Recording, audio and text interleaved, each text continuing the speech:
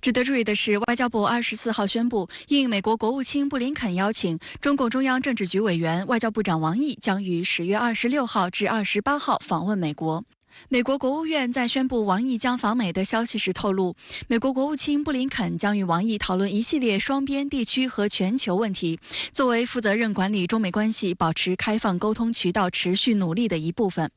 美方表示将继续推进美国利益和价值观，解决双方的分歧，并在共同的国际挑战领域取得进展。白宫方面24号还透露，王毅此访美国期间还将前往白宫与美国总统国家安全事务助理沙利文会晤。美方将与中方讨论分歧管控，并共同探索利益一致的合作领域。So we're going to raise the challenging issues, obviously. We're going to address misperceptions and also miscommunications and explore working with PRC where our interests intersect. That is something that we have said certainly from the beginning of this administration. 国际主流舆论高度关注王毅即将展开的访美行程，普遍认为这是近几个月以来中美高层互动加速的延续，有助于两国维持基本稳定的总体氛围。美联社认为，这是华盛顿和北京在双边关系紧张时刻维持高层交往渠道畅通的最新举动，是双方朝着畅通交流渠道以最大程度降低风险的外交努力的一部分。法新社则称，王毅此访将为两国领导人在11月 APEC 领导人非正式会议上可能的会晤铺路。新加坡联合早报分析认为，有美国官员说，布林肯今年6月访问北京时曾与习近平会面，王毅也可能与拜登会晤。而拜登此前多次表示希望在不久的将来见到习近平。其实呢，这也反映出无论中美之间目前还有多少分歧呢，可能在短期之内难以得到有效解决。至少呢，这种高层沟通的机制化、常态化呢，其实呢是一个非常好的趋势。而在传统的安全领域之外，包括像气候变化、环境保护乃至财政金融问题上呢，美方其实也非常希望中方能够帮助美方脱困。也就是说，美方呢其实近来对中方这种合作需求还是在不断上升。外界注意到，中美关系出现止跌企稳积极迹象的同时，博弈的态势也仍在持续。对外经济贸易大学区域国别研究院执行院长熊礼立对深圳卫视表示，为维持霸权，即便口口声声宣称要与中国共同管控冲突，美国还是会伺机给中国添堵，制造摩擦，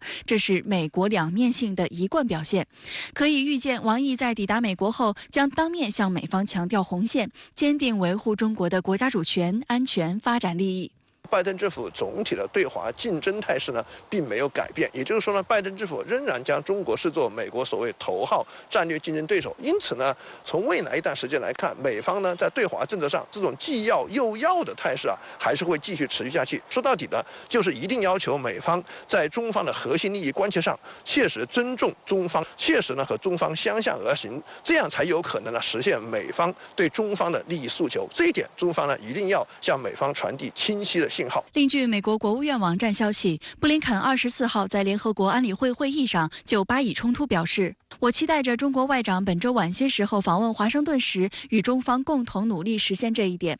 分析认为，目前由于一边倒向以色列，美方的主张在国际社会，尤其是中东阿拉伯国家难有共鸣，甚至一些美国的盟友也对美国拒绝呼吁停火感到不满。此外，美方同时陷入俄乌冲突和巴以冲突，也将激化内政方面的问题。因此，在解决巴以冲突方面，美方急需与中方展开合作。中共中央政治局委员、外交部长王毅将访问美国。那您认为中美主要会谈什么？您是如何来看待中美关系最近的发展？王毅先生最近与美方高层如沙利文、布林肯、舒默等一直其实有接触，但在 APEC 即将召开、巴以冲突之际访问美国，当然有很多特别重要的话题。我把它概括为一大主题和一大变局。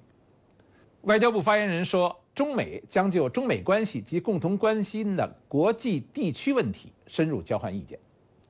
所谓中美关系的话题呢，最核心的就是中美应该如何相处这个大主题。所谓共同关心的国际地区问题呢，最近最大的新问题当然就是巴以冲突升级的大变局。要讨论中美如何相处，首先要总结从去年巴厘岛中美元首会之后1年以来中美关系发展的成功经验和负面教训。负面教训呢，就比如气球事件呐，今后应该如何避免呀？成功的经验呢，就是后来中美之间这种逐渐热络的互动，以及建立了一系列对话和工作机制，包括现在正在进行的工作组会谈等，